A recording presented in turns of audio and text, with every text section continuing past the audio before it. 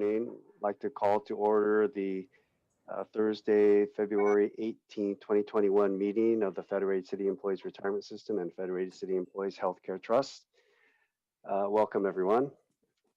So this morning we have both closed session at 8:30 and open session at about 9:30. But before that, we do have one ceremonial item, and it's. Oh, I'm sorry. But let's do the roll call first before we do that. My apologies. All right, so we'll do roll call, starting with Trustee Horowitz. Present. Thank you very much. Trustee Chandra. Here. Thank you. Trustee Jennings. Here. Thank you. Trustee Kelleher. Here. Thank you. Trustee Orr. Here. Thank you. And Trustee Sun. Here. Thank you. I'm here. So we have all 7 board members here today.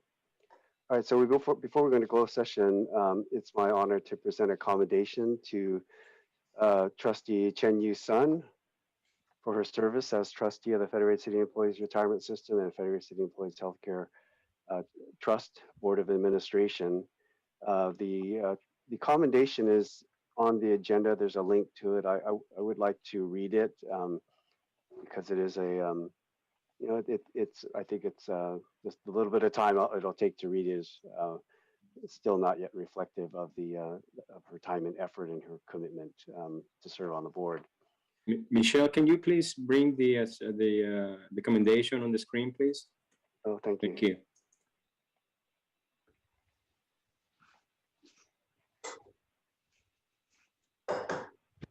So for you, Trustee Sun, whereas Trustee Sun was appointed to the Board of Administration of the City of San Jose Federated City Employees Retirement System in August 18 as an employee representative, and whereas in appreciation of Trustee Sun's 2 years and 6 months of service as a board trustee, she served on the Audit Risk Committee where she worked on city auditor recommendations and managed the approval of the pension administration system, comprehensive annual financial report, and popular annual financial report. And whereas Trustee Sun served on the governance committee from 2018 to 19, where she worked on significant accomplishments of board operations, policies, and charters. And whereas Trustee Sun served on the investment committee, where she worked on strategic decisions during the market downturn due to COVID-19. And whereas Trustee Sun has offered stability and a progressive view during a dramatic change due to the COVID-19 shelter in place. Now, therefore, be resolved by the Board of Administration and Federated City Employees Retirement System of the City of San Jose that the Board of Administration extends its thanks to Trustee Sun for her dedicated years of service to the Federated City Employee Retirement System and for her adherence to high standards of quality for this board and for her performance of valued service presented this 18th day of February 2021 by the following, all the board members signed by Mr. Pena and I. So Trustee Sun, I do want to say in addition to that, and I really have enjoyed the time on the board, and a couple of times we had an opportunity to do trainings together.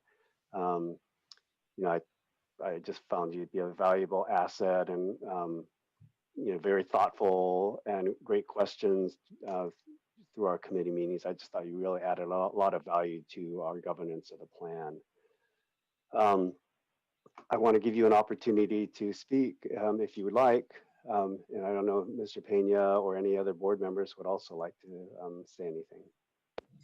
Yes, we'll do, but I'll obviously allow Trustee Sun to make some comments if she wants to share any with the board before we speak. So Trustee Sun, you have the floor. Great. Thank you so much for this award. And it has been a great opportunity for me to serve the board, not only serving the general members and the beneficiary of the plan. Also, it has been a great opportunity for me to learn about retirement system management and retirement pension management. And many of you are much more knowledgeable than me in the different areas. I have learned a lot from each and every one of you, and I really appreciate the collaborative working relationship in the board and the supportive staff. I will miss all of you when I leave, and it's been a fun 2 years and 6 months. Great, thank you. Thank you, Trustee Son. So on behalf of the members and the office staff, Trustee Son, we want to thank you for your commitment and your engagement with the plan over these last 2.5 years. Many of you don't know this, and you'll find out now once Trustee Son is gone. We have been having difficulty attracting members of the plan to join the board as a trustee. And Trustee Son was certainly not only available but willing to serve, and I found that number one, her strong investment background certainly as a member of the investment committee has been very helpful, and obviously, as you all know, you all serve all the plan members, but it certainly was very helpful to in discussions, especially in the actuarial standpoint, to hear Trustee Son comment from the perspective of a tier 2 member. So, you know, those were very important discussions. And again, on behalf of the membership, Trustee Son, on behalf of the office staff and the board members, we want to thank you for your efforts these over 2.5 years, your commitment to the plan and your work. So again, thank you very much, and best of luck to you on your future endeavors. So thank you very much. Yes, very good. Thank you. Anyone else? Yeah, I'd like to just jump in since Trustee Son and I work together on the investment committee. Thanks so much for your hard work, your great questions, and pleasure serving with you. Best of luck in your next endeavor. Thanks. Yeah, very good. I'd like to echo that as well. Good luck, and thank you very much for all your work. Yes. Very Thank good. you. And then I want to say the public finance community in the state of California is relatively small. You know, there is no knowing that whether our paths will cross again. So probably down the road, I'll see you again. Very good. I hope so. Yeah. Yeah, that'd be a wonderful surprise to see you at a Calipers conference in some form in the future. Okay, well, thank you very much, everyone, for your indulgence. And again, congratulations, Trustee Son, for your movement, and thanks for your service, too. So with that, we're going to move into closed session, and then we should return to open session at about 9:30. I will not be joining the board in closed session as the topic involves litigation, which I have a personal interest, so I will not be there. I will see you at about 9:30. Moving into closed session now.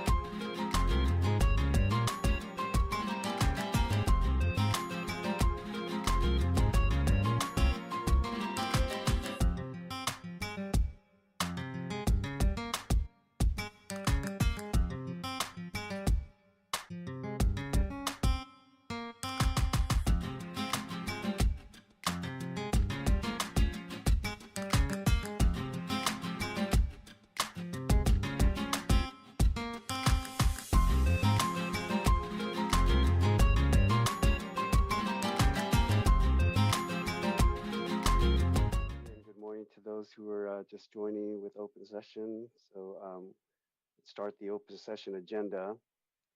I'm going to announce the ground rules as we do at all of our meetings per the governor's executive order regarding meetings during shelter in place. All votes will be roll call votes. If you are not speaking, please be on mute to cut background noise. For discussion items, each trustee will have a turn to speak in roll call order more than once if desired. The public will have an opportunity to speak on each item after trustees. The public will also have an opportunity to speak again at the end of the meeting on any other item not on the agenda that is within the subject jurisdiction of the board. Okay, so let's go on to orders of the day. We will, in accordance with our CCTV obligations, there will be a recess from 1 o'clock to 1:05 p.m. to accommodate CCTV's broadcast process. We need to waive sunshine on item 3A, an oral update from the CIO. We do have an attachment in the packet now for that. And also, I'm planning ahead for a break. You know, you all have already, everyone started at 8:30 already, but I'm thinking about a break. Roberto, Vice Chair Horowitz, how about after 5D? So it'll be after the staff strategic communications presentation, and then the extension of the couple of contracts, and before we talk about committee assignments and the presentation by Fiduciary Council. Roberto, Vice Chair Horowitz, any thoughts about that? No objection. Me neither. I will only suggest just let's see how quickly or slow the meeting goes, right? Yeah. But certainly, yeah, I think that would make sense. Yes. Okay. All right. So let's plan on that. Yes, as you said, we can adjust. So could I please have a motion and a second to accept the orders of the day? So motion by Trustee Kelleher. Motion by Seconded by Trustee Trustee Kelleher. Chandra. Second by Trustee Chandra. Thank you very much. Yeah. Any other discussion? Public discussion? Okay, the roll call vote. Vice Chair Horowitz. Aye. Thank you. Trustee Chandra. Aye. Thank you. Trustee Jennings. Aye. Thank you. Trustee Kelleher. Aye. Thank you. Trustee Orr. Aye. Thank you. And Trustee Sun. Aye. Thank you. I also vote aye, so that carries unanimously 7-0. All right. Let's then go on to item 1 of the agenda, the consent calendar. So today's consent calendar includes approval of service retirements, approval of deferred vested, approval of board minutes, approval of return of contributions, acceptance of communication information reports, approval of travel conference attendance, approval of change in retirement date, a report out of closed session. Okay, and that's all of that. Is there anything that needs to come off consent? If not, could I have a motion and a second to approve the consent calendar? I motion to accept. Thank you, Trustee Jennings, for the motion. I'll second the motion. Trustee Kelleher. Trustee Kelleher, thank you for the second. Any other discussion by the board, by the public? Okay, a roll call vote, please. Vice Chair Horowitz. Aye. Thank you. Trustee Chandra. Aye. Thank you. Trustee Jennings. Aye. Thank you. Trustee Kelleher. Aye. Thank you. Trustee Orr. Aye. Thank you. And Trustee Sun. Aye. Thank you. I also vote aye. That motion carries unanimously. Next, go on to item, excuse me. Next, we go on to item 2 of the agenda, death and survivorship notifications. At this time, I'd like to ask for a moment of silence for all city employees who served and recently passed.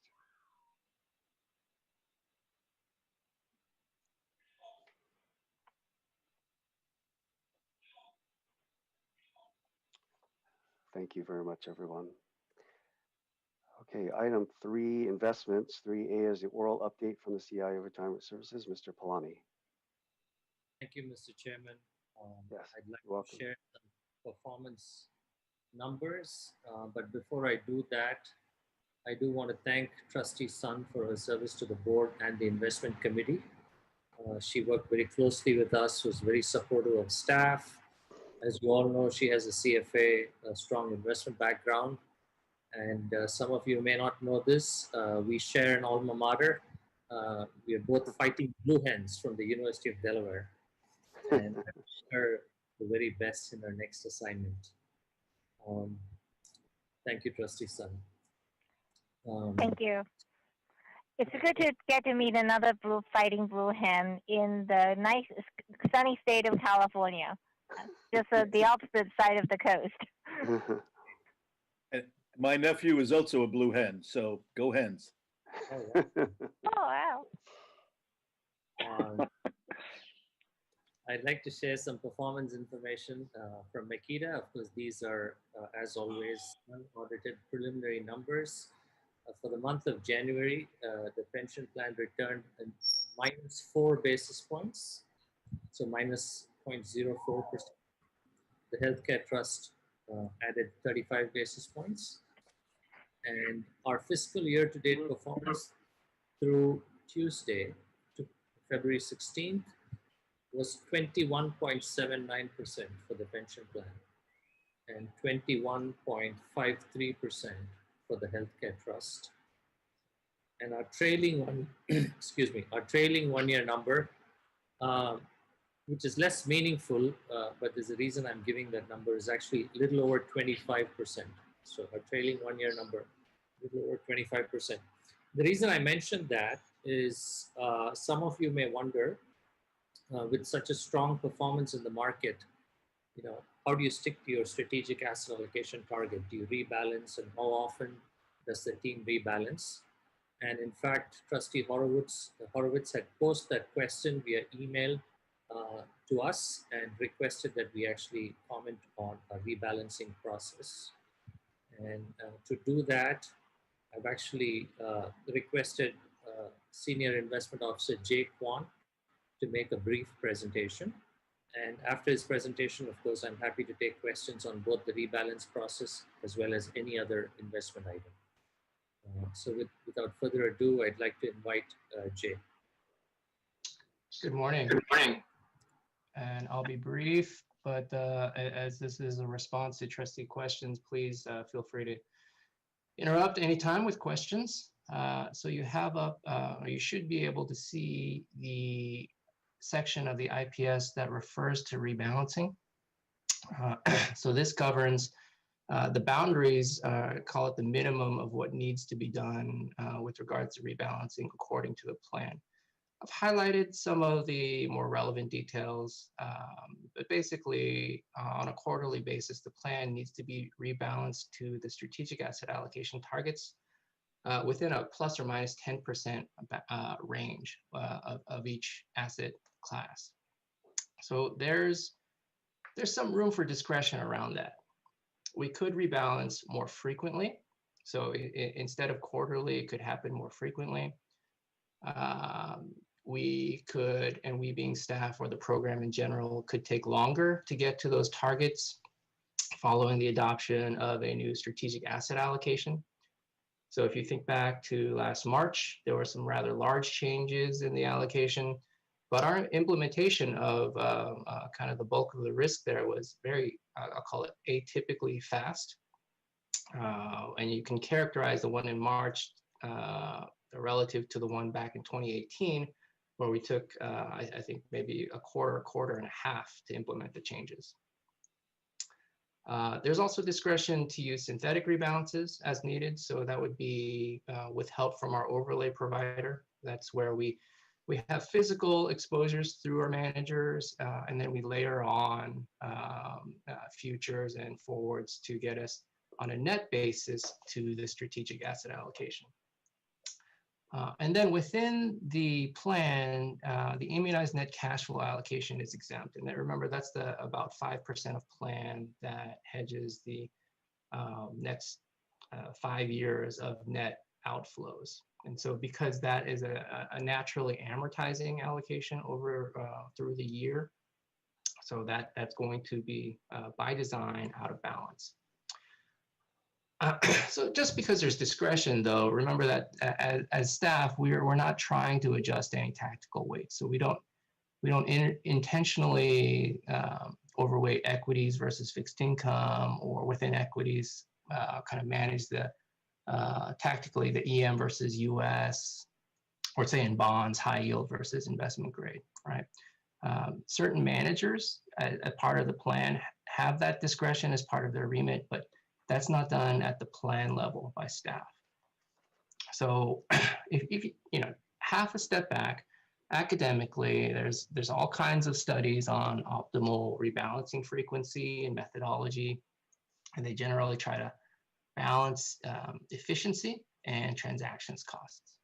So that the range of options, you know, some studies say you should let things kind of run a little bit, capture a little bit of momentum.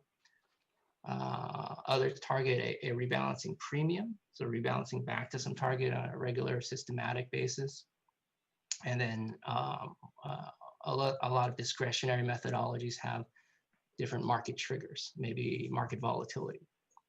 So we've looked around, we've kicked the tires on a lot of these before, and we've come to the conclusion that they make more sense in the context of a standalone strategy rather than at the plan level. And a large part of that is because rebalancing is limited by information availability and accuracy, right? To rebalance, the implication is you know where you are within some degree of accuracy. And if you look and think about all the different asset classes that are part of our plan, we have you know, some asset classes that reprice daily, even intraday if you want it, right? Through listed equities, the index funds that hold those equities, maybe some public market separately managed accounts. We have other strategies that reprice weekly or maybe monthly, and different fund vehicles that might even hold those underlying liquid securities, but don't provide pricing on a daily basis.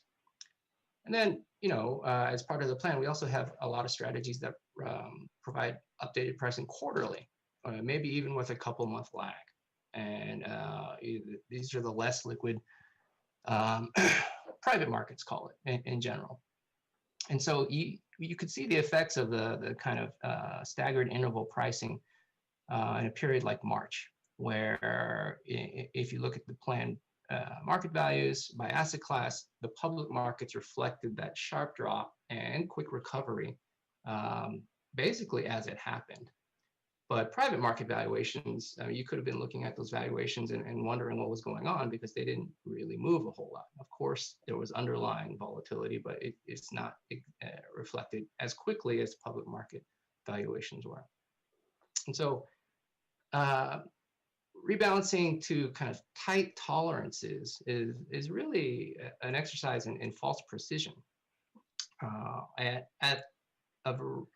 but it does generate a real trading cost, right? You can generate a lot of rebalancing cost to get to some kind of false accuracy there. So instead, operationally, practically speaking, what happens for the plan here is we rebalance around known cash flows.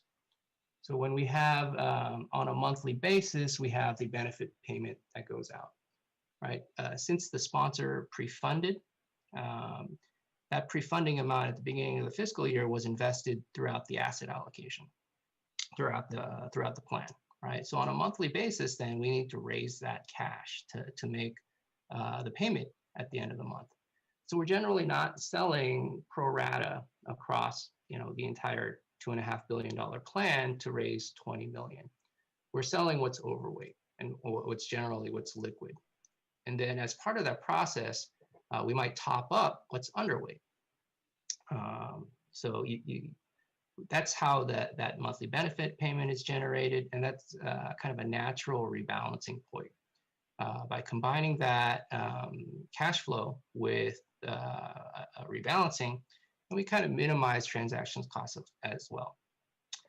And then, of course, we also have our overlay provider who helps us manage, again, that net exposure of our physical and synthetic positions.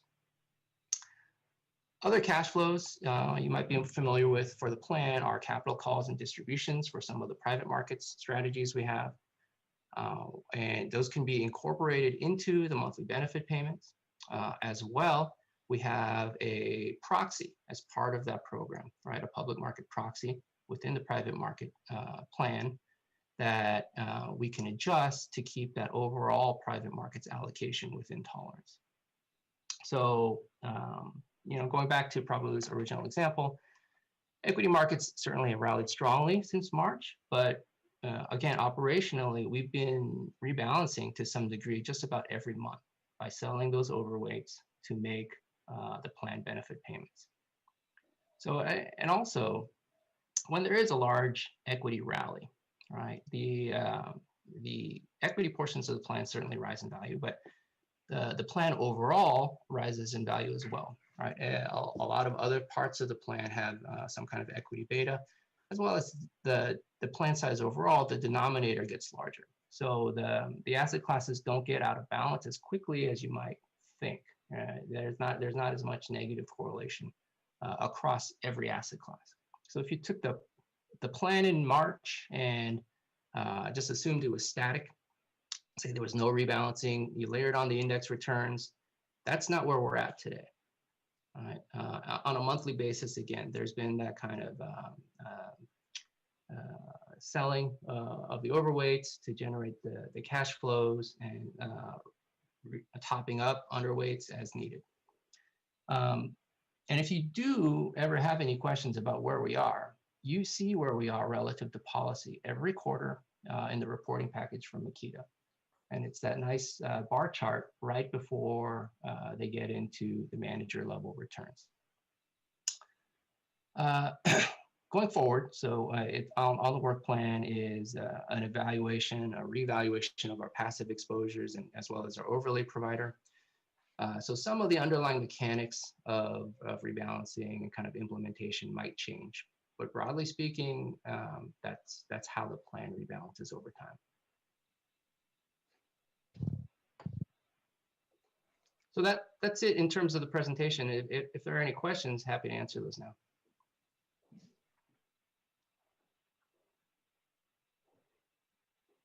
Any questions for Mr. Kwan? Mr. Polani, was there additional information for your update?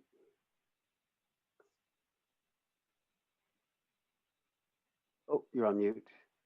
You're on mute, Prabhu. Yeah, my apologies. Yeah, I do have one more update for the board. If there are no more questions for Mr. Kwan. So I do want Trustee Horowitz, I did have a couple of quick questions on the rebalancing. Yes, please, Trustee Horowitz. So first of all, thank you, Investment Manager Kwan, for the update. It was very informative. So if I understand correctly, it seems most of the upside in our public equities and the increase to that allocation has actually been skimmed off to pay benefits. So there hasn't been any large changes in the asset allocation other than the payment of benefits from the upside in that particular asset class. Am I understanding that correctly? Over the past year. Right. So I would say broadly through this since the implementation of the strategic asset allocation, our equity exposure has been fairly close to the strategic asset allocation target. But again, that's not every day we're checking to make sure we're at that percentage, right? It goes through the month. It may go from period to period being over policy weight. But when it comes time to generate the cash flow for either the benefit payment or perhaps we have a capital call or any number of cash requirements, we might be funding a manager, say. Then we'll look to the plan and see what's overweight. Now that doesn't mean that intra period there in between cash flows we're not looking at the plan. We do get regular reporting on asset allocations. But again, that needs to be balanced with the idea that of the market values across that type of reporting, a lot of that is stale. And so to say, and I'm just making up numbers here, but maybe there's a 47% target for public equities, and we're at I don't know, 50. Maybe on the high end, getting close to the kind of upper level. Is that 50 really 50, or have the underlying market values of the other strategies in the plan not yet updated to reflect some kind of rally? What's going on? And so there's some, I call it nuance. You could lump it in with discretion, but there's some kind of practiced eye there in looking at those numbers. Yeah, I guess I was thinking that the public equity rally had been so strong over the past year that we really would have moved the needle significantly, but it sounds like that's not necessarily the case once you adjust for all of the normal monthly adjustments that are made to the plan. A second question that I have is, much of the money allocated, I believe, for private equity and certainly venture capital has not yet actually been deployed, and it is invested in the Russell 3000, which has also rallied strongly in the past year. So how would that affect the rebalancing? If there's a strong rally in the Russell 3000, would that result in some assets being moved from, let's say, the venture capital bucket back into other buckets, or for the payment of benefits? Sure. So as part of that kind of regular rebalancing process, we're looking at private markets exposure relative to strategic asset allocation targets, just like any other asset class. Now, as you intuited, the rest of the investments in private markets are not liquid to the point where we could say, hey, we're overweight, I need to, we can't ask them to trim a little bit. So we use that proxy to keep that overall grouping of private markets exposure in line. Now, I would say that certainly equity markets have been strong, but when we're talking about an asset class line item getting out of tolerance relative to strategic asset allocation targets, remember, it's the performance differentials that matter. So private equity would have to kind of underperform relative to its weight, relative to all of the other asset classes and their weight, to generate something that takes it out of tolerance. And so that's that idea that maybe a rising growth market lifts enough of the plan so that not things don't get out of tolerance as quickly as you'd expect. Thank you. Thank you, Jay. Thank you, Mr. Chairman. Yes. Just one more thing I'd like to share with the board. So Makita came up with revised capital market assumptions at the end of January. And we've been working very hard with Makita in coming up with some options for the IC. We have an IC meeting next week where we will present some alternative options to strategic asset allocation. And we'll also show the results of the current strategic asset allocation and expected returns going forward, given Makita's revised capital market assumptions. And based on feedback from the IC, we will then come back to the full board next month to talk about those options. So even so trustees who are not on the IC don't have to feel left out. Everyone will get a chance to actually weigh in on strategic asset allocation at the board meeting next month, and we will spend as much time as is required to discuss and debate the various options. With that, Mr. Chairman, I conclude my remarks. Thank you. Very good. Thank you very much, Mr. Polani. Could I ask clarification on the performance numbers that you provided earlier? The 21.97 for the pension fund, that was for what period of time?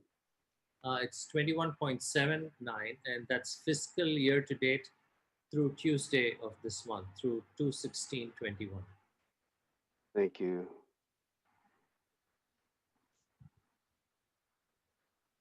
Thank you very much. Any other questions for Mr. Polani? Okay. Thank you very much for that update and to Mr. Kwan. Item 4 is old business, and there are no items under that. Item 5 is new business. 5A is the oral update from the CEO of Retirement Services, Mr. Pena. Thank you, Mr. Chair. A couple of quick items. As you know, we are entering into the tax season, and so we issue all the retirees 1099-R forms last week. I hope you received yours, Chair Castellano. If you didn't, please don't let me know in public. They are also available on the member portal, Member Direct. In addition, the office staff is working in not this month, but starting next month. I will remind you all in March on providing the cost of living adjustment for Federated members, which is to be included in the April paycheck.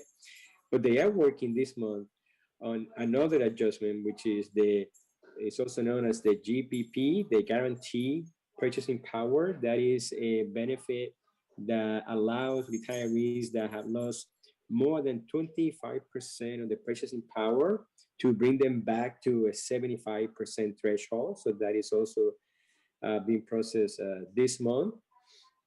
And you may recall that I updated you board on the fact that we purchased laptops for everyone at the office.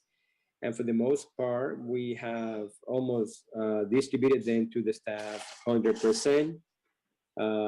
So that makes it easier for staff to work remotely. They don't have to use their own computers. And of course, when we start getting ready to get back to the office, I suspect sometime perhaps in the second half of the calendar year, that will be the computer they will be also using at the office, their laptop.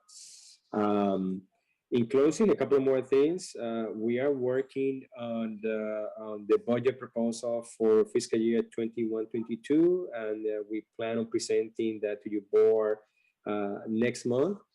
And we are right now in the process of working through senior benefit analysts and benefit analysts resumes so that we can start selecting the next steps in the process and hopefully interviews. I think our goal is to have those two positions filled as quickly as possible. And lastly, we're hoping to be issuing the request for proposal for medical advisor to the board for disabilities in the next couple of weeks. So with that completes my oral update. I'm happy to answer any questions or address any issues that you have. Thank you, Mr. Pena. Any questions for Mr. Pena on his oral update? Okay, thank you again. All right, let's go on to 5B, oral update from the City Council Liaison to the board. Is Councilmember Davis here, or is there a designee? She was not able to make the meeting this morning, Chair Castellano, so she's not at the meeting. Okay, good, thank you. All right, so before we go on to 5C, I didn't put it together. Some of you may have heard before the meeting that Trustee Chandra needs to leave a little bit early today. So I should have covered this in the orders of the day, but I think it would be good to take item 5E, the committee assignments, before Trustee Chandra leaves. So any objections to moving to 5E at this point? Nothing? Okay. Thank you. So let's go ahead and move to 5E, and then we'll jump back and we'll go back in order. So 5E is the discussion and action on the committee assignments. Linda or Marty, could somebody please bring up that first thank you very much. Okay. So these are today's committee assignments, or at least through 2020. And we need to make these committee assignments every year. We are a little bit later intuitively. You would think we would do this right at the beginning of the year. I think with changes we're making to the to the timeline for appointing the chair, vice chair, that earlier next year, earlier at the end of this 2021, we'll be able to tackle this a little bit earlier for the 2022 year. But for 2021, we need to today make assignments, including the chairs, members of each committee and the chairs of each committee. So let me put this out on the table. And you probably saw on the agenda already, the policies that govern this item were included in the packet. Let me put this out first and see if this generates some discussion and how far we can move towards approval here.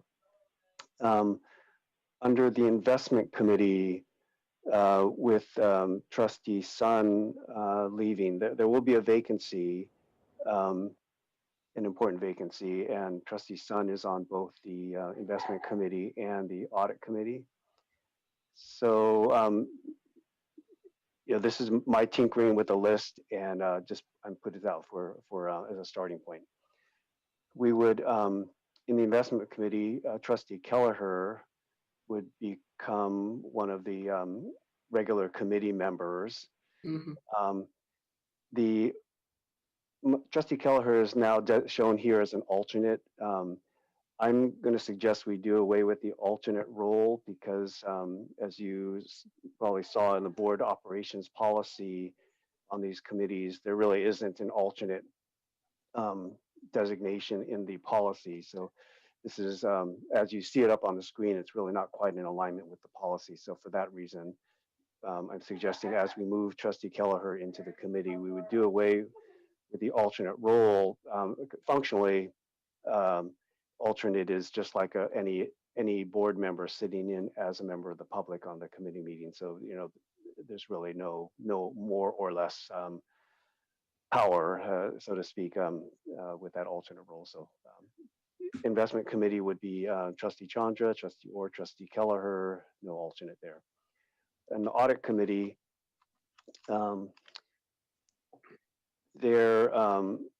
Trustee Kelleher, I'm suggesting he would remain, and I'm sorry, on the investment committee, Trustee Chandra would remain chair.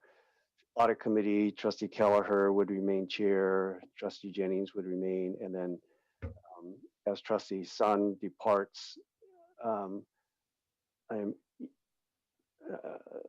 going to ask if Vice Chair Horowitz would be willing to serve on the audit committee, or I could serve on the committee.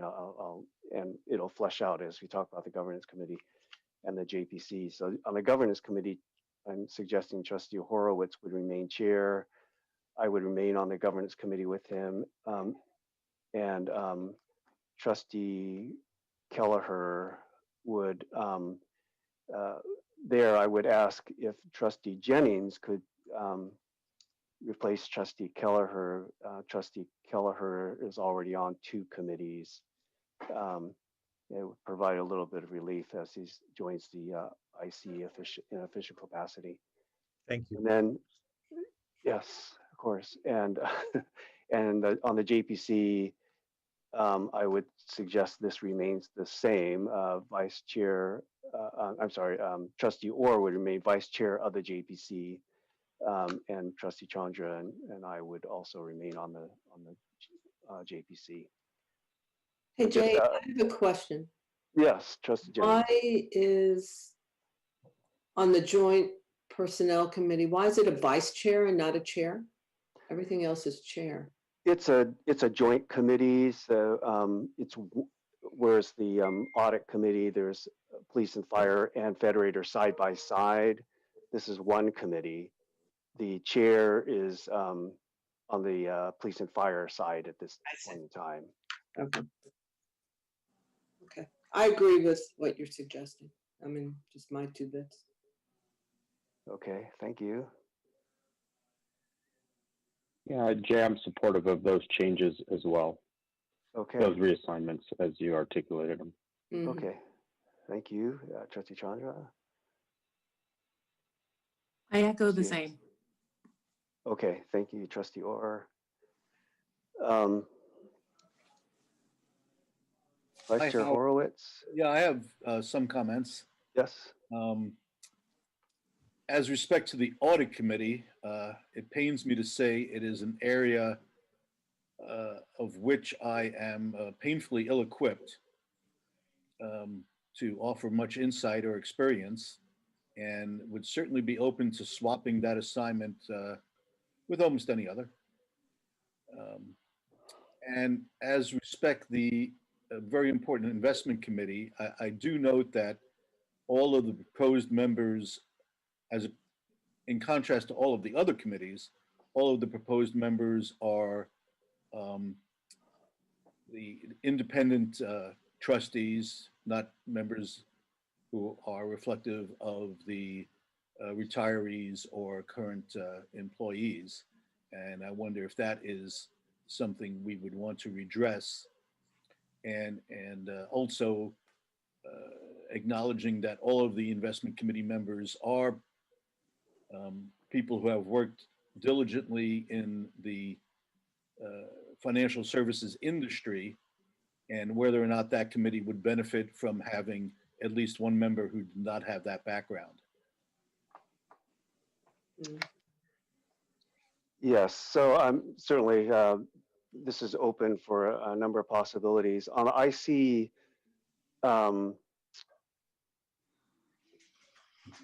the policy doesn't require any specific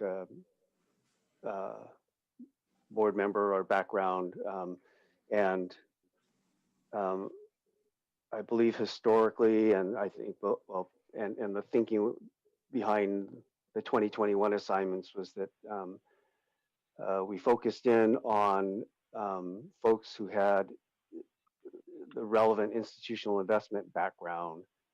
We were, I think, as Mr. Pena noted earlier, we've been very fortunate. Trustee Sun is a member of the plan and has a wonderful investment background. So for that reason, there was a member on the IC. What I'm suggesting now is certainly the somewhat a path of least resistance, so to speak, but also that it does capitalize on the investment, the investment experience of the panelists of the board members that we have today. Yeah, I kind of agree with Trustee Castillo. I think Mark Kelleher brings extensive background and experience, and having him be a full member, I think, is really important. I really do. I think if someone else wants to have, I know this is kind of a very interesting committee that a lot of people want to be on. Since I'm the only other city employee now as a trustee, that's me, but I don't see that I have as much background or experience other than I ask lots of questions. I don't know, Jay. I mean, I don't know if Trustee Horowitz is interested. I know his background is a little more in the investing world. I mean, if he was going to be maybe an alternate, if you kept that and gave him that opportunity. However, I do think we need to have Trustee Kelleher. I think his experience is really important. Thank you.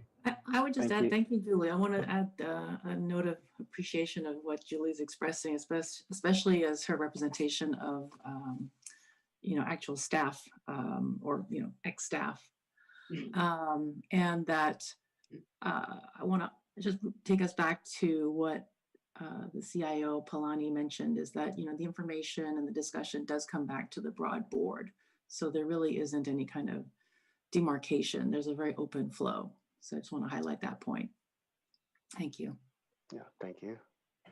And I certainly wanted to clarify, Yeah. I wasn't suggesting specifically that Trustee Kelleher not serve on that committee. I was just opening the question of Yeah. the makeup of the committee as a whole Yes. and with respect to all of the members. Yeah. Right. Yeah. No, I appreciate the question. That's it's good to draw those distinctions. If I may, Chair Castellano, if I can say a couple of things. Yes. So number one, obviously, Trustee Sun, last day at the city will be tomorrow. We will be reaching out to the city clerk to kick off, to let them know and ask them to initiate the process to seek a member from the plan to join as a trustee.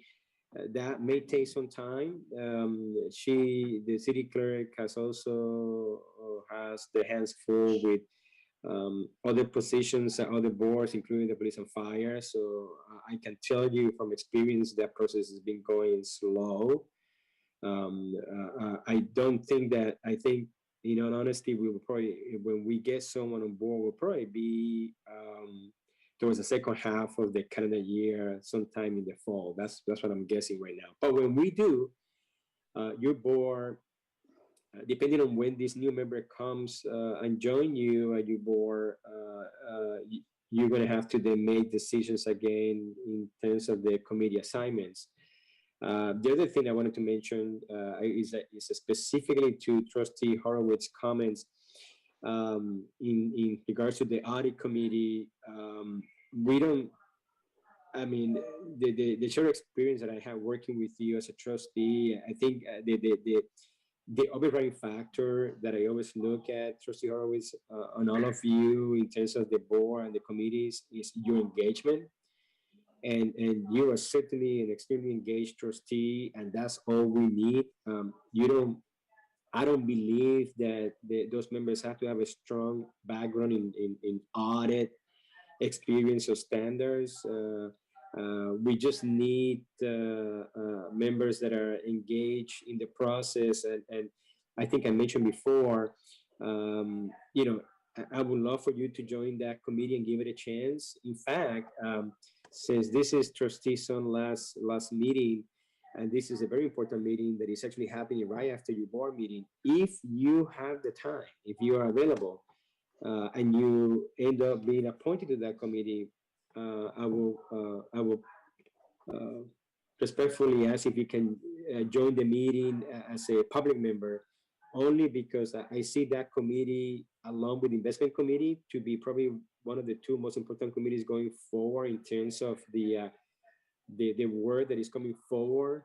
And it would be helpful if you attend that first meeting with the new senior auditor, so that if you are appointed to the committee, and again, if you agree to join, then by the time we have the second meeting, you already had exposure to the discussion later this morning. So those are my comments. I do want to echo the investment committee that there's no requirement to have a member of the plan. I think it's very helpful to have members that have an investment background. And any of you, at any point on any committee, even if you're not part of that committee, you certainly can join the meetings as a public member, and we'll make everything available if you desire to do that. So again, I think the number one issue here is engagement, and I do have to say that all of you are extremely committed and engaged to the process and to the work. So for that, we thank you. And I'm happy to address any specific questions if there are any about any of the committees going forward. Thank you. Yeah, Jay, this Trustee Chandra, could I just make a couple of comments? Of course. First comment I want to make is I wanted to thank Trustee Kelleher for having been as involved as he has for the past, I'm not exactly sure the full period of time, but since we last added to the investment committee. I had actually nominated him previously because in my estimation, where we are right now with the plan, I honestly believe we have the best staff in the state, a small staff that punches above its weight. And I believe most of our public markets investments are in a groove and well established, and great reporting on cost and on performance and governance and all of the things that we need to run those strategies effectively. The one area where we have been in a process of getting to the same state that we are on the public side are the private assets, and Trustee Kelleher has a strong background in this area. You know, we recruit when we all apply to become board members and trustees. There's a pretty extensive set of questions that are asked about investments and pretty detailed and thoughtful questions. So I mean, it's a critical service that we all provide at the board level, but I think that experience is really valuable at the investment committee level, where we do the tinkering and kind of the hammering alongside the staff. And I'm sensitive to the value in having someone from the city. And I think we got lucky with Trustee Sun that she was both an employee as well as someone who had experience and asked a lot of insightful questions. But I think we need to think about this as a team sport as we think about these committees and try and put our best players forward who can help us in the way the committee needs help now. And for that reason, and I also appreciate Trustee Kelleher last time demurring and acting as an alternate. And I just wanted to make sure that we considered those, you know, my thoughts as chair and what the committee needs as we think about the committee assignment going forward. Yes, thank you. Thank you. Thank you, Trustee Chandra. Other questions or feedback? So we do need to finalize just that third seat on the audit committee. And Trustee Horowitz, I catch your hesitation. And yeah, if you're not able or willing or wanting to do it, I will do that. I know that audit committee, from what I've seen, not being on the audit committee, I do believe they have a very ambitious work plan, especially with the new internal auditor coming on board. It'll require some attention, and if it could be you or me, I mean, I'm happy to do it too. Yeah, I think that's the only missing piece. Chairman Castellano, despite my great reluctance to serve on that committee, I don't believe it would be fair to ask you to serve on 3 of the committees, so I will acquiesce to that assignment. Welcome aboard, Trustee Horowitz. Very good. Well, thank you very much, Trustee Vice Chair Horowitz. And yeah, I really believe you'll be a good add to Trustee Kelleher's committee there. Okay, so just to finalize one more time before I ask for a motion a second, IC would include Trustee Chandra, Trustee Orr, Trustee Kelleher. With Trustee Chandra as chair, the audit committee would be chaired by Trustee Kelleher, along with Trustee Jennings and Trustee Horowitz. Governance committee would be chaired by Trustee Horowitz, along with Trustee Kelleher and myself, and the JPC would roll over with Trustee Orr as serving as vice chair, and then Trustee Chandra and myself. Hey, Jay. So, yes. Yeah. Oh, I'm sorry. Governance. I'm sorry. Governance would be chaired by Trustee Horowitz and Trustee Jennings, and I would be the other members of that. Okay. Thank you. All Thank right. you very much. Okay. So if that sounds good, could I get a motion in a second to approve the 2021 committee assignments? I second it. Oh, sorry. Okay, is that Trustee Orr motion? Yes. And a second with Trustee Jennings? Yeah, we'll do that. Good. Any other board discussion? Any public discussion? Okay, let's do the roll call vote, please. Vice Chair Horowitz? Aye. Thank you very much. Trustee Chandra? Aye. Thank you. Trustee Jennings. Aye. Thank you. Trustee Kelleher. Aye. Thank you. Trustee Orr. Aye. Thank you. And Trustee Sun. Aye. Thank you. I also vote aye. That motion carries unanimously 7-0. Thank you, everyone, for that. With that, let's go back to item 5C. So let's see, it's we'll do a quick time checks. 10:23. So if we let's do 5C, and then we can take a look at a break right after that and before the discussion of the contracts and the presentation by Fiduciary Council. So let's see, is that Barbara Heyman is coming up on 5C, update on strategic communications plan. That is correct. Barbara will be presenting. I just want to say a couple of quick words. You may recall that the original strategic plan on communication was presented to you board. I'm going to say probably in the summer of 2020. It was approved by your board. And this is the first update that we have prepared for you on the strategic communications plan. I think the goal is to bring you updates on the plan every 6 months. And so with that, I'll turn it over to Barbara. Barbara? Thank you. Yes, so this memo is giving you an update on the communication activities that were part of that board strategic plan. It was adopted in May, and the timeline for the activities was presented to the FED board in August 2020. And as Roberto said, we are planning on providing updates to you, roughly every 6 months.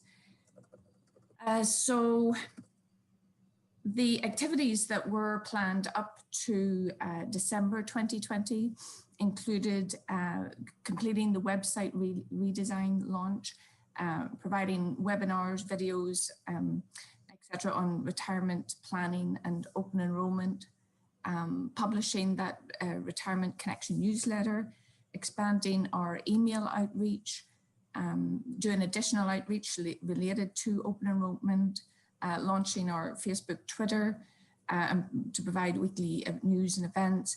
And also in the plan was adding a question submission function feature to the member direct portal, in addition to posting the state of the retirement system address video, and also planning for additional videos.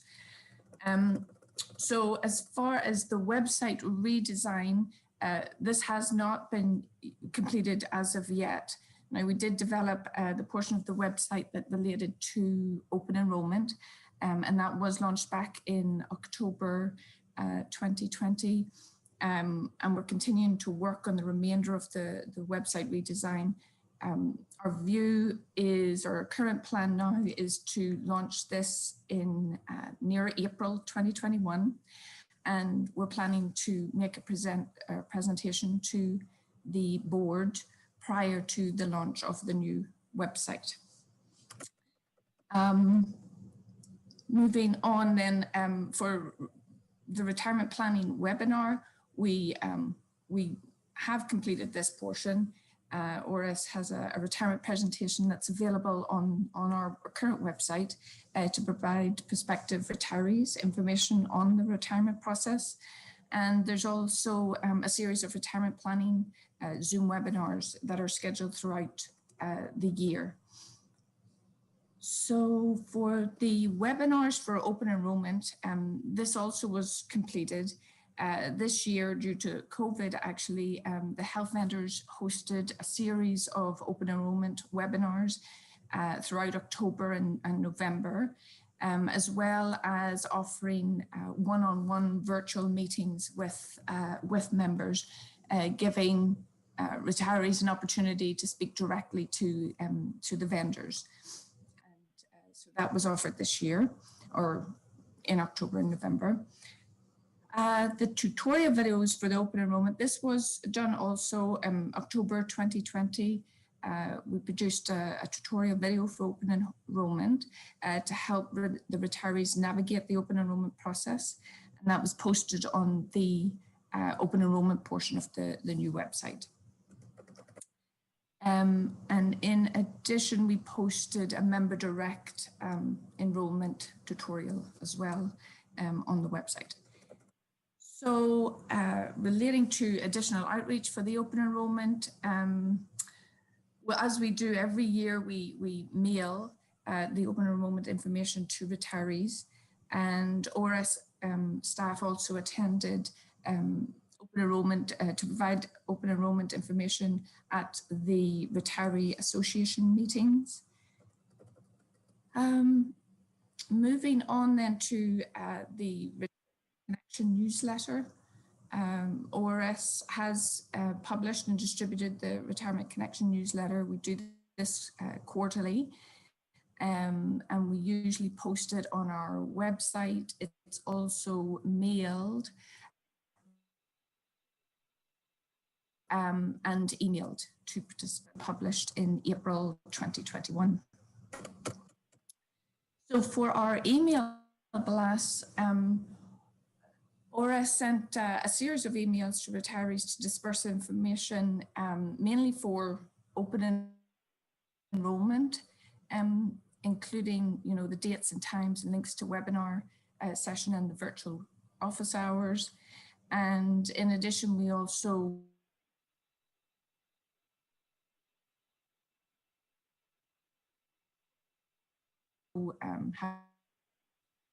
have distributed the newsletter via email, distribute information. Barbara? Hello? Yes, yeah, over the last 30 seconds. I just got a message to say my internet is on. Did I miss? Or where did I drop off?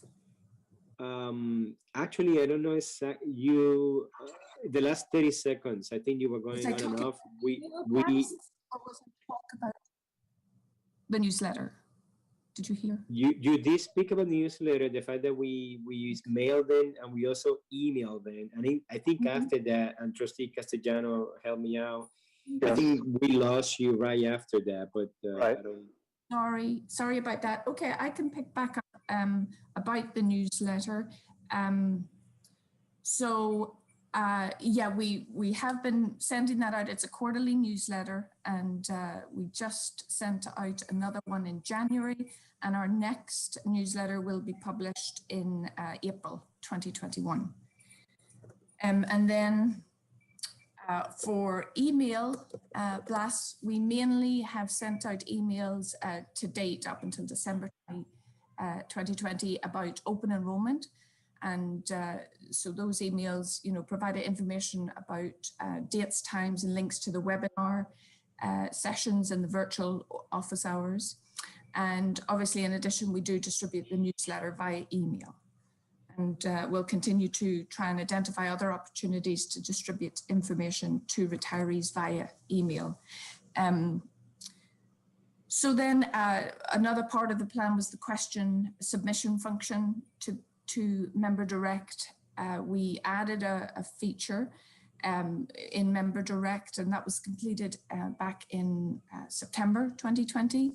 And now you can submit their questions via Member Direct directly to staff. Now for the Facebook and Twitter, we're still working on both of these. We are discussing, you know, our launch of those features for social media. We anticipate this will be ready by April 2021, between April and June of 2021. For the posting of the State of the Retirement System address video, we have not done this yet, but we are planning to create a State of the Retirement System video, you know, once we have a better understanding of the impact of COVID on our operations. We anticipate the new timeline for that being October to December 2021, so Q2 of fiscal year 2022. And as regards planning for additional webinars and videos, you know, we've identified some topics that we're going to be working on, such as, you know, transitioning to Medicare, thinking of retirement, a change of address, reporting a death, reciprocity, you know, some topics that are inquired of quite regularly. And that concludes the update for the strategic communication plan.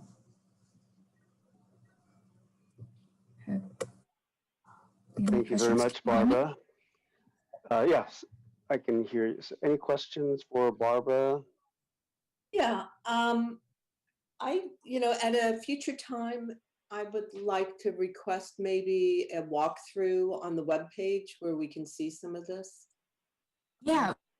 I think a presentation would be nice, just so you don't have to go through every single one, but it's like, hey, here's this, here's that, this is what we're thinking. Yeah. Oh, good. Yeah. So we do anticipate coming probably in and around April to you board to make a presentation of the newly redesigned and to, you know, show you all the new features and information that we're incorporating. Okay. Wonderful. Barbara, yeah, I really commend you and your team for the you know, the great plan, and these channels of communication, I think certainly are absolutely critical. I wonder if there's if you have a mechanism, or if you plan on some mechanism for checking that the messages that you're wanting to send are being received correctly. You know, the thing about reflective listening, it's one thing to say something, but just to double check, you'd like to hear it back so that it comes back to you the way you intended it to go back out. So is there some survey or some other mechanism you've got for checking that the retirees, the target audience, is getting the message and the way that you want, you're intending to have it received by them? Yeah, we do intend incorporating a survey into the website. And in addition, for the newsletter, actually, funny enough, we're now planning on incorporating a feature to request feedback from our readership and give us some feedback. And then ongoing, obviously, as we increase our email outreach, we will be asking for that feedback. Okay, very good. If it's ever opportune for you to get in front of the Retiree Association membership meetings, if that's a helpful forum in that regard, please let me know. I'm connected there. Any other questions or comments for Barbara? Yeah, Trustee Castellano, can I just make a quick comment? I really appreciate getting this report, and you know, a big part of our job is to provide great services to our members, and I really appreciate it. I appreciate all the hard work that's going into it and being kept apprised as a trustee. Yeah, agreed. Okay. So thank you again for that. So let's take, yeah. No, just quickly, and then we're going to take a break, just 30 seconds. I just wanted to mention that all this work, obviously, you know, we hire a communication consultant, but she's been extremely helpful in providing avenues and ideas. But I have to say, the work by the staff led by Barbara and Linda on the newsletter, and then Barbara with information technology and the website, and the rest of the work with the member portal and the engagement by the staff is really what makes this plan hopefully will make it successful, and it's really why it's working today. So I just wanted to make sure that the board understood that there's a lot of work behind the scenes. I know you all mentioned that, and so I just wanted to publicly thank the staff that is engaged and involved to make this happen. So thank you to everyone. Yeah, I agree. And yeah, I'm glad it's such a priority to make sure that all that we're offering is being transmitted to the members. Okay, well, with that, let's go ahead and take a 5-minute. Well, I have 10:38. Let's be back at 10:45, and we'll come back to deal with 5D, the extension of contracts, and the presentation by Fiduciary Council. So 10:45, please. Thank you, everybody.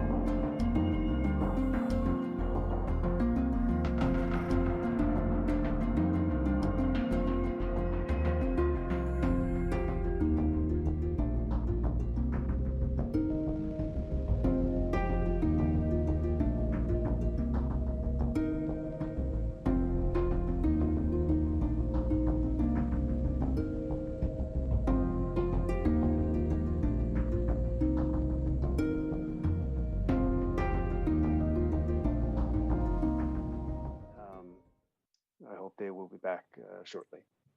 So our next item is item 5D, the discussion and action on extending contracts for actuarial services and actuarial audit. Mr. Peña, are you leading this one? Yes, I am. Thank you, Chair Castellano. So the contract for actuarial services and actuarial audit were last granted about 5 years ago. They're coming up. And we have two options. We either issue a request for proposal, they expire on June 30th, 2021, or instead, I won't go into the details. You saw our memo explaining our rationale for requesting that rather than going through a request for proposal, to extend those contracts for another 3 years. Let me just give you some background. The actuarial audit services, the first ever audit of the actuarial process was actually completed 5 years ago with the evaluation as of June 30th, 2016 by the Seagull Company. At the time, we issued a request for proposal for actuarial services and audit. And those were the two firms that actually bid into the process. And as a matter of transparency, Seagull actually had done some work in the past. I believe it was the Police and Fire Board in the past. Each board has their own actuary, but they have worked with the retirement office before. In any case, my point here is, as the memo indicates, even nationwide, there's a handful of actuarial firms that really concentrate in providing the service for public entities or public plans such as San Jose, and specifically in California, that number is even smaller, about 3 or 4 firms. And so we felt twofold that, number one, and I don't mean to speak for you, board, but I can tell you from a staff standpoint, we really have a very good relationship with Chiron, and we feel they have provided excellent service. And then Seagull, I actually have worked with Seagull in my career over the last 20 years, for many, many years in my prior jobs. I know of the professionalism. They were hired by your board back in 2016 to be the auditor for the actuarial audit. And I think they will do an excellent job if we consider extending their contract as well. I reach out to both Chiron and Seagull, and Chiron will be willing, if your board is willing to extend the contract, to just continue receiving whatever CPI increases will be available to the San Francisco, Oakland, San Jose area, just as their current contract that ends on June 30th stipulates.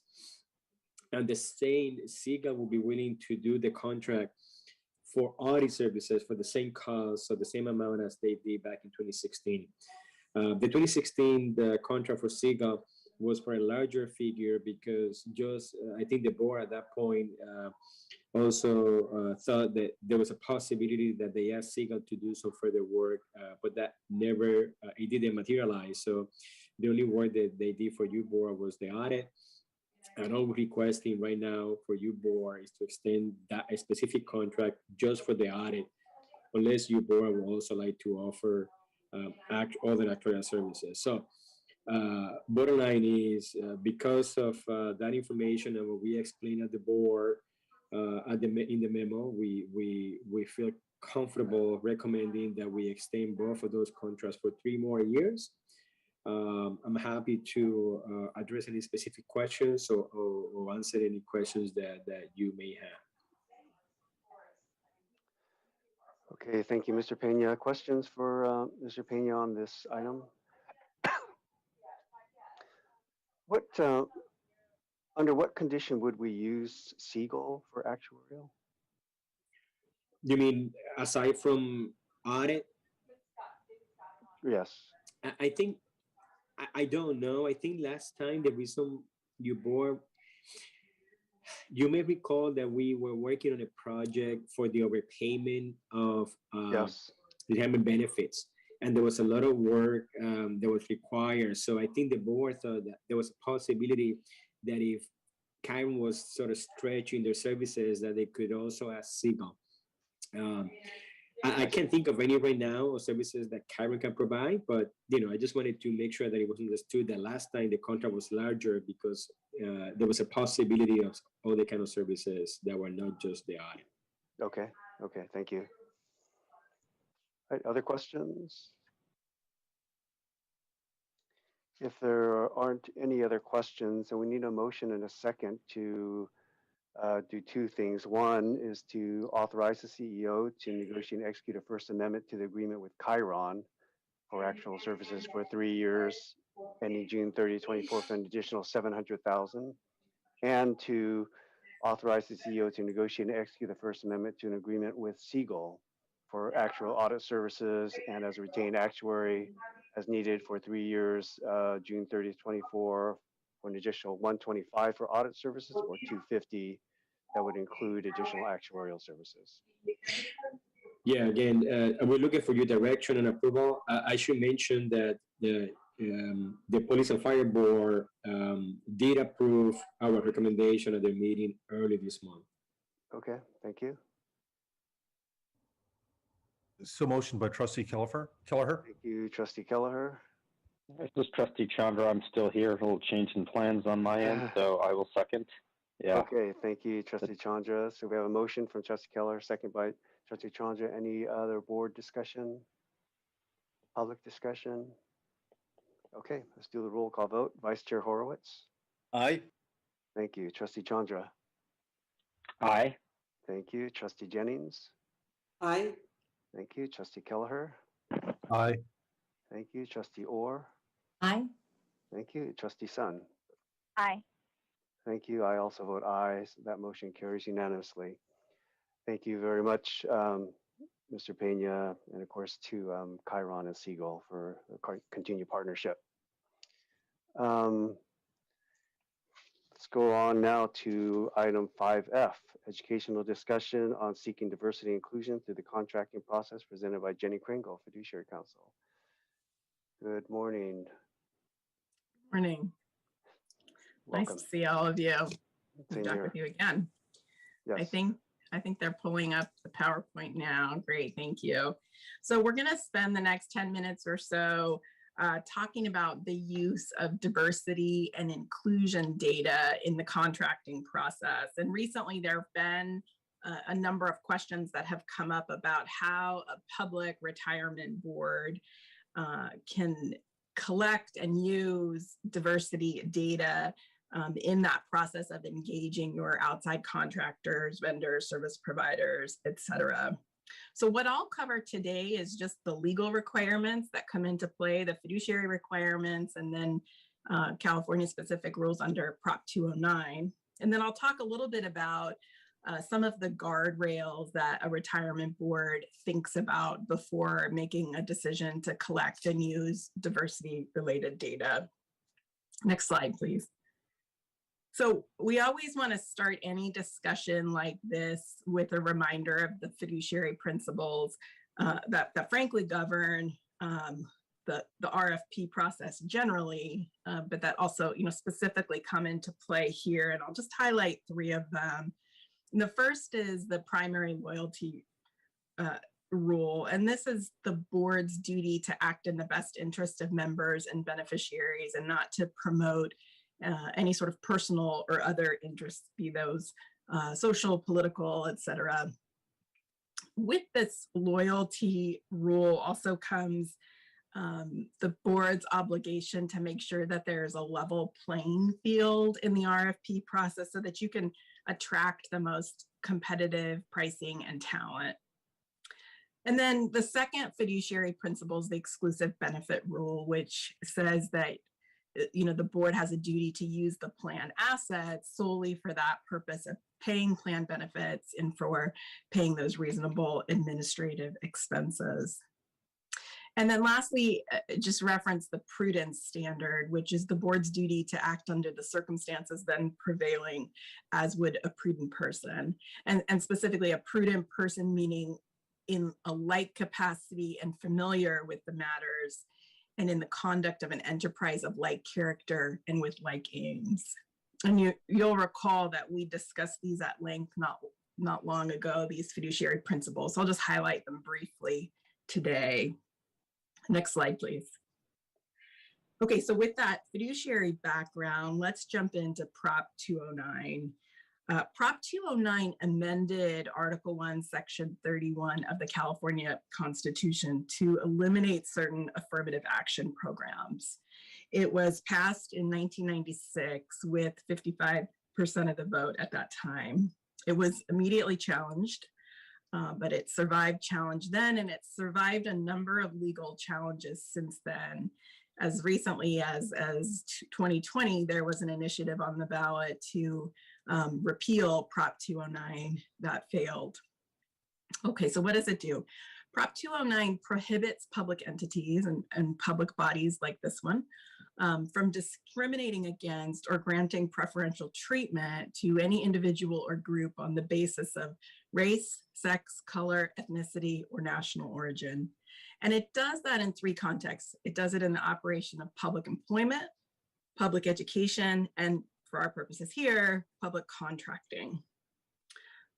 So I want to draw your attention to two phrases in there and talk about what they mean from a legal perspective. And the first is that term discriminate. And so here, when we say discriminate, what the law means is to make distinctions in treatment, and whether those distinctions are showing partiality, favor, or prejudice against. That reference to discriminate means to make those sort of distinctions between parties on the basis of race, color, ethnicity, national origin, sex. And then the second phrase I want to bring our attention to is this concept of granting preferential treatment. And here, preferential treatment really means a priority or an advantage to one party over another, or one group over another. Okay, next slide.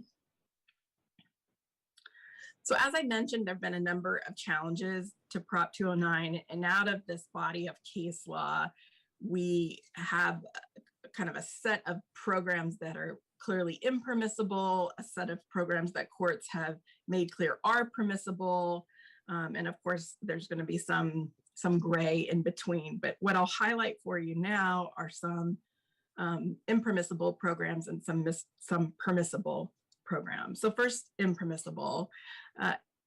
California courts have said that under Prop 209, it's clearly impermissible for a public body to set specific diversity goals, quotas, and timetables.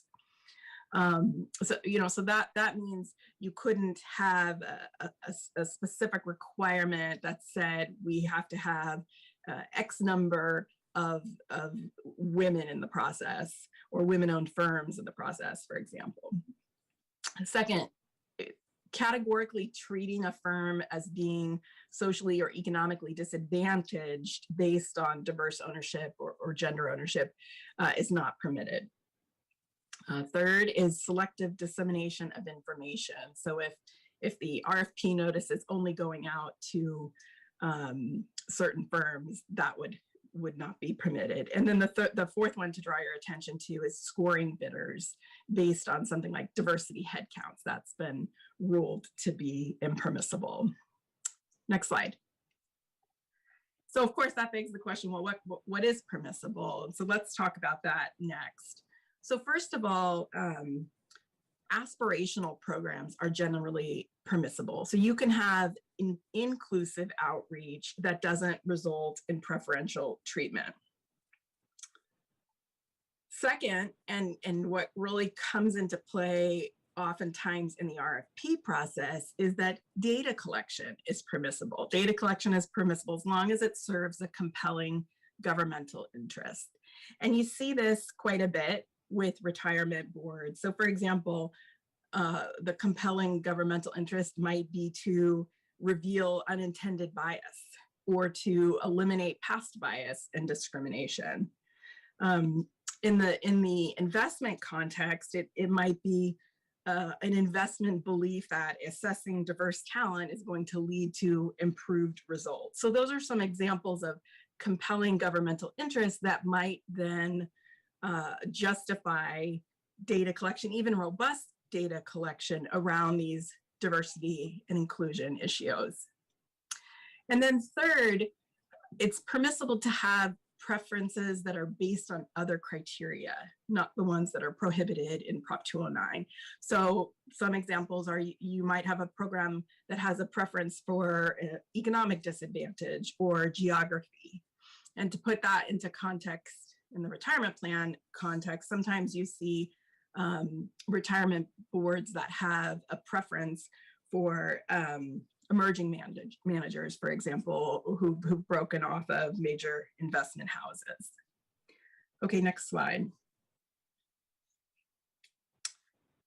Okay, so with that background on the law, I want to talk a little bit about some of the guardrails that a board should consider and know are in place before making a decision to inquire about diversity inclusion information in RFP process or to expand the way that's done by the system. And the first is to think about what data may be sought. And we see kind of across the board in terms of what retirement systems might seek from their outside vendors, from no data related to diversity and inclusion, all the way up to very robust data, including, we've listed some examples here, policies on the vendors' workplace diversity and inclusion programs, discrimination and harassment, how they police their own policies, what sort of oversight they have internally. And then what's their track record like? What's their claims history? How well are they doing?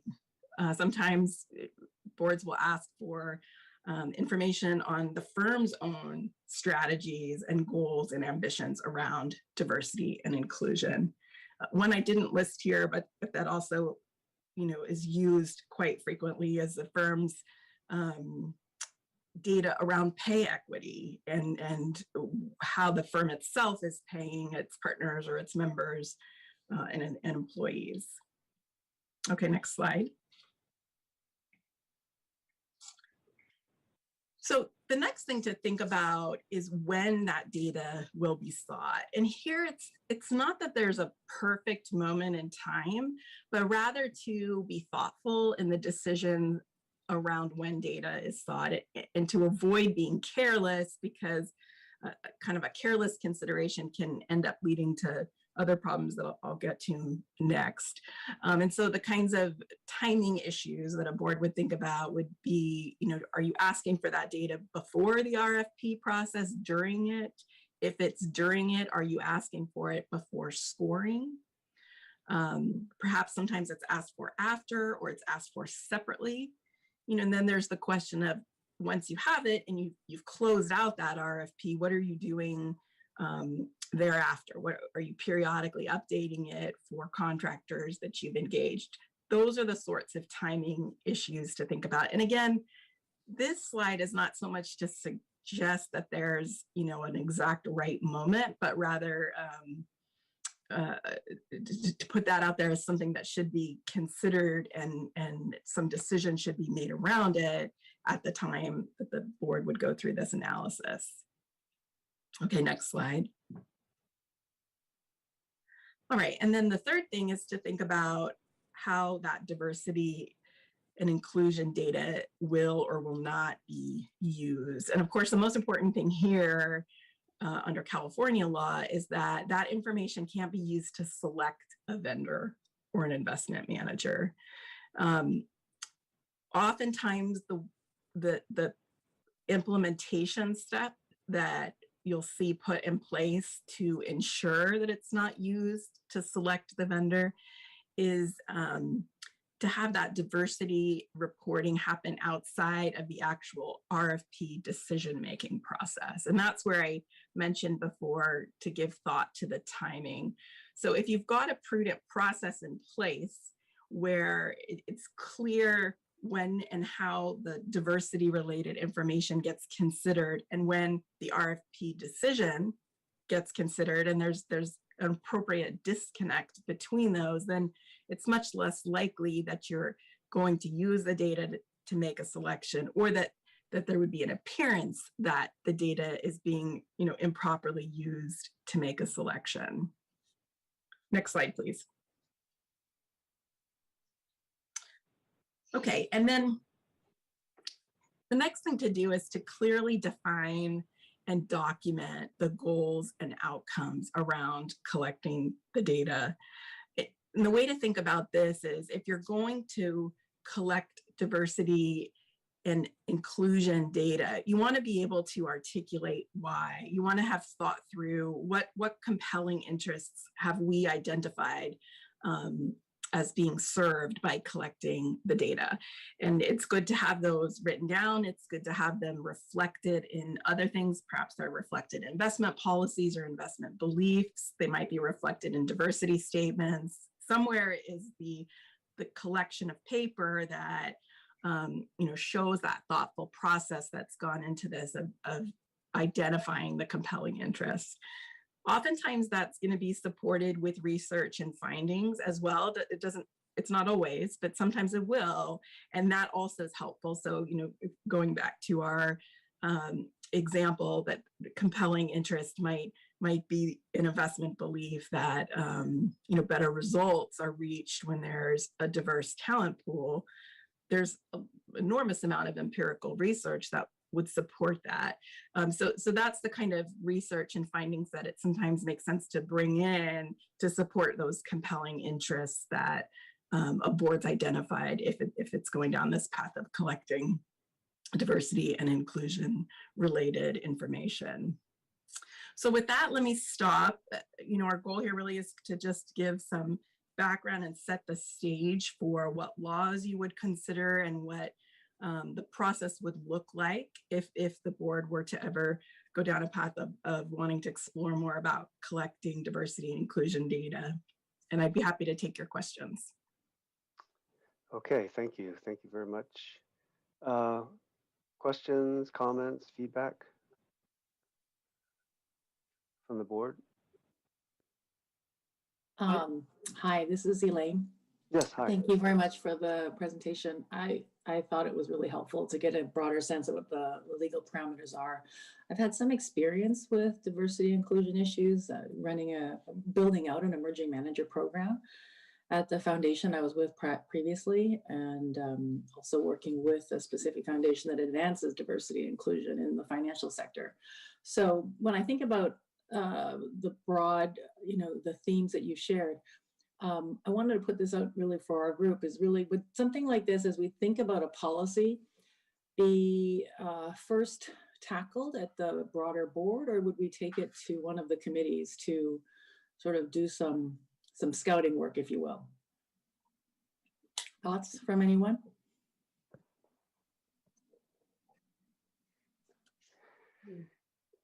I guess what I'm saying is I'm a proponent of us building out some kind of a policy, and would be happy to take a first step with, but I want to also understand what's the best pathways to possibly getting there.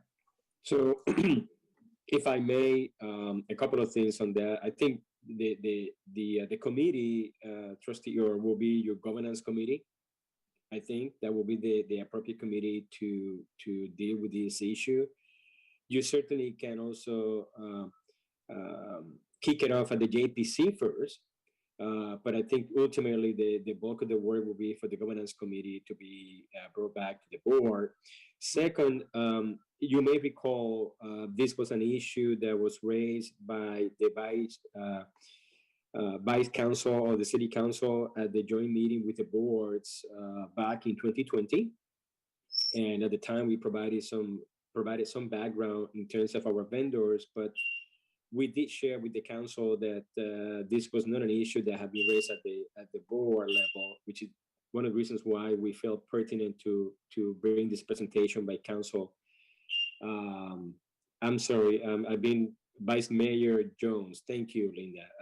He was the one that raised the issue at the city council, which is the reason why we brought this issue for educational purposes to your board. I also want to mention that I'm not. I know the city is embarking in a process where they're trying to implement, policies for diversity and inclusion, and to the extent that the city does that, when we do search for positions within the office, where we go to the city, which is for the most part all the positions from the deputy director down, then we will follow the process. If your boards implement a policy, it will be, in terms of staff, it will be for the search of the CEO and CIO in the future, as well as obviously if you're considering also including in those policies search for money managers, right? That will be the other side of that equation as well. So that will be pertinent to the board. But my last comment will be that this will be something that I think it will make sense if it's something that your board wants to entertain, that will be done jointly with the police and fire. So to that extent, it almost suggests that the first path of discussion will have to be the joint, the JPC, the Joint Personnel Committee. Thank you. That's very helpful. And I guess that brings it boomeranging right back to me. Well done. Yeah. Trustee Orr, thanks for that question. I mean, I have that same interest. And so, Mr. Pena, then process-wise, in order to refer that to the JPC, do we need to do anything through this meeting or at a future meeting, or can you put it on the draft agenda in your meeting with the chair, vice chair for the JPC? I would say that as part of the discussion on this item, if your board direct me to consider including this as a discussion for the JPC, then that would be all I need. And then when we start working on the next JPC agenda, I will include it for discussion with the police and fire board as well. Okay, yeah, very good. Any other? I think that would be a good idea. So that is to provide some direction to Mr. Pena to put that on the draft agenda. So in his discussion with the chair, vice chair of the JPC. Yes, Trustee Jones. Especially if it's going to the governance committee, right? JPC first, I think. Oh, JPC first. Oh, okay. So that. All right, cool. It seems to me that it's very limiting about how the equity lens can actually be used on selection criteria. At least that's what I got out of it. You know, it's kind of like, if you are going to, you have to, it's a very specific path that you follow in order to have that lens. And it doesn't seem like it offers up much options. Am I right? So I would say, I probably would disagree that it's, no, I would agree it's limiting, but I don't think you have to view it as being only limiting, as a sort of shutdown. But I think you really hit the nail on the head by saying, you know, the way you put it, a specific path. I think that's exactly right. But you can look at peer systems in California who have been able to accomplish a lot of goals, and perhaps what might, when you look at kind of the larger body of systems across the country, might seem like aggressive goals under this construct and under 209. So I wouldn't, I wouldn't want you to walk away from the overview with the sense that nothing can be done, because I think that there are many examples of systems that have very clear goals around diversity and inclusion and have found ways to make those work, notwithstanding Prop 209. But you're absolutely right that it's a specific path, and it you can't just kind of in California, you can't just do it however you want, whereas in other states that don't have that rule, they might have more flexibility in terms of how they approach their goals around diversity and inclusion. But that said, I mean, in our review of what other systems are doing, especially when you look at really large systems, so say if you were to like compare CalPERS to some other large systems in the country that aren't restrained by rules like Prop 209, they're accomplishing similar diversity and inclusion goals, even though the system in California is doing it through this kind of specific path that has to navigate 209. So I know you had a section where you're like, this is kind of what you can do. But you have done, Jenny, a great job of putting things in a layman's language, which I totally appreciate. So I can follow it, right? So as you're comparing CalPERS, can you give me something specific of how they've made this work for them and still on that path? Yeah, so let me give you an example or two. And then what I would also say, if the board wants to consider, or one of the committees wants to consider it further, we can bring back more examples of kind of a survey. We've done that with other boards, a survey of what's being done, not just by California systems, but across the country. But one example are emerging manager programs. And those, like we said, you can't under California law make an assumption that a firm is economically disadvantaged just because of, say, diverse ownership. But you certainly can have a preference for economic disadvantage. And so sometimes I think that's what some of the systems in California have done. Also, just really robust data collection on the idea that there's accountability that happens in that, there's elimination of bias that happens in that, just the consciousness of knowing what's actually happening and having that data that in and of itself can eliminate bias. So I think those are two examples that come to mind of what other systems, there's not just CalPERS, there's not a ton of them in California. When you get down to the county plans and city plans, there's not as many, but there are some county and some city, and certainly the state plans in California. We can come back and report on more detail if that's of interest to the board. Okay. Thank you.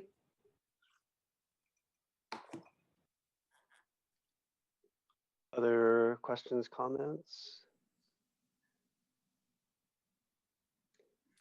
I just underline that I think this is a really timely topic. I'm glad, Jenny, that you've done so much background work, and that a lot of the information, if people are interested, I mean, you can certainly just do a quick Google search.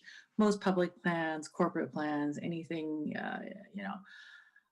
leaders in the field, even among our stable of managers, if you just go to our performance report that Makita provides and just go onto any one of those websites, I would hazard a guess that 99% have probably made some public statement around their diversity and inclusion policies. And so I think things to maybe oversimplify, it's good to have the organizing oversight bodies, the investment management teams themselves, our managers, be representative of and a good reflection of the communities we serve. So if we look at it that way, whatever I don't have the stats for Santa Clara County, but you look at some of the stats and then you try to reflect some element of that into the leadership and ownership of the firms that we hire. At the bare minimum, just are asking the question, do you think about this? Do you do anything about diversity and inclusion? Do you care? And then having that sort of build up from a database moving forward is going to be helpful. And just from a selfish point of view, from an alpha generating perspective, of course, you want to have managers who think differently and can find something interesting that others cannot. And hopefully that they're not part of sort of the crowd, right? You want that alpha generator. So I just think this is a very critical and important topic. And I'm glad to hear that there's a lot of positivity, or at least heads nodding over the Zoom video. Thanks. Yeah, thank you. Yeah, I also think it'd be a very good conversation to have, and I just envision it. We'll need to talk through the JPC and get board approval on policy or goals, and then look at some benchmark data to see where we're really at on all that. Laura, did you want to say something? You turn your camera on. Yeah, sure. I know Makita came up, and I think for consulting firms, there's two layers. One is what our policy is at Makita and our diversity, and we're really proud of our progress there and the number of owners of Makita that are women and or minorities.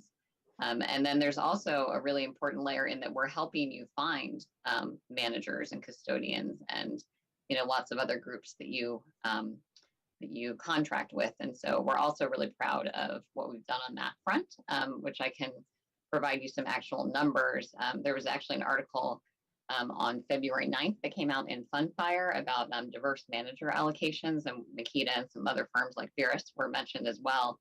And Makita now has, our clients now have over 10% or approximately $42 billion of assets invested with minority, women-owned, diverse, and emerging.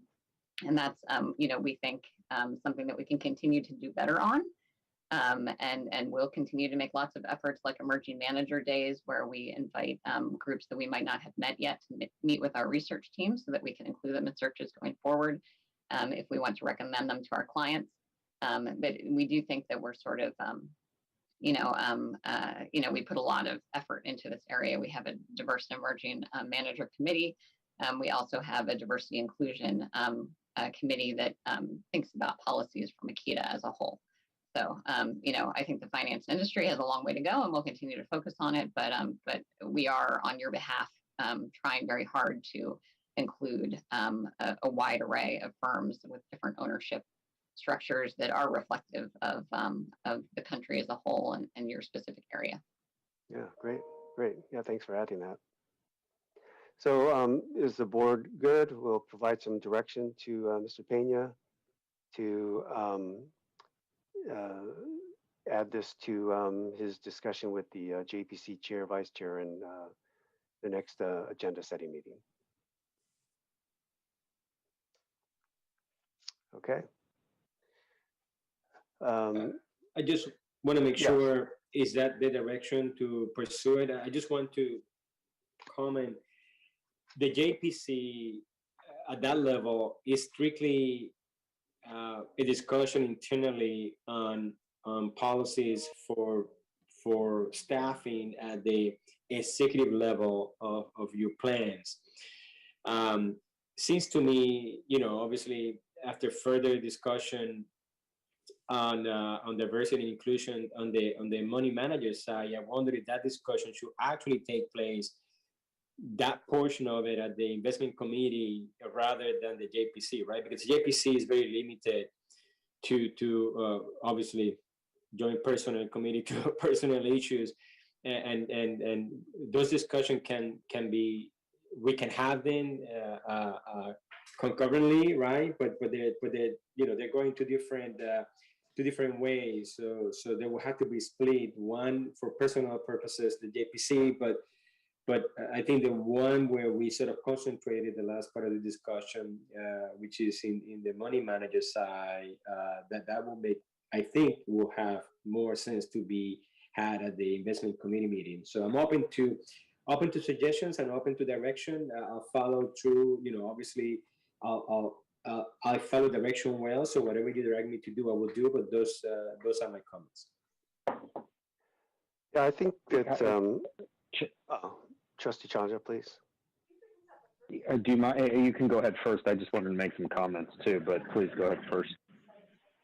Well, yeah, my only comment was, I think, Mr. Pena, it seems that there is broad interest and agreement that we ought to look at some development in the area, and maybe we just fall back on your advice in terms of the forums in which to best move this forward, whether it's if it's the IC, that's great. If it's combination of IC, JPC, and/or governance, I don't like to fall back on you for that, and maybe we can talk about it offline at our next meeting with Vice Chair Horowitz. But I think that the interest is definitely there. Now it's just a question of what's the next steps, the next path forward. Trustee Chandra? Yeah, I was just going to say, given there seems to be board interest in moving forward and figuring out how we implement diversity and inclusion, it has to happen at 3 levels. One, at our board, which is probably governance, and also ultimately the city council that selects our board, but we have we're part of that process. The second is the staff that we hire, so that would be JPC. And then the third is the managers that we select within our investment program. So I think you pretty much stole my thunder at the end there. I don't think this is a governance issue. I don't think this is a JPC issue. I don't think it's an investment committee issue. I think it's all of the above. Okay. But and if I'm Trustee Horowitz here, if I may follow on those comments, there's yet another category, which is the category of our consultants and their diversity and inclusion. So, and I'm not sure under which committee they would logically reside. So that would probably be. Yeah, sorry to interrupt. I think probably be IC. Usually we make the recommendations coming out of there, but I think one of the 3 committees would cover that, and it's great that you point out the consultants. Mm-hmm. Right. So, so Mr. Pena, can you, maybe we talk about it offline? I mean, a lot of stuff has come up just in this short amount of time, so maybe we just need to contemplate the most effective path forward. All right, we can do that offline. Thank you. Yeah. Okay, good. Yeah, Jenny, appreciate the presentation. Obviously thought-provoking. So thank you for being here to do that for us. Okay. Let's move on then to item 6, committees, reports, recommendations. 6.1 is the investment committee. They have not had a meeting since our last meeting on January 21, and the next meeting is next week. Any oral updates from the Trustee Chandra? Yeah, excuse me. Yeah, so we gave an update in January coming out of the December meeting. So the next update, but you'll really see the work, will be at the March meeting where we bring the strategic asset allocation discussion. And so we'll do that first at the committee, and then all of the trustees will have an opportunity in March to weigh in as we make a final selection for our SAA. Great. Thank you very much. 6.2 Governance Committee. Last meeting was December 17. Next meeting March 4. Trustee Vice Chair Horowitz, is there any? Do you want to make any oral updates on this one?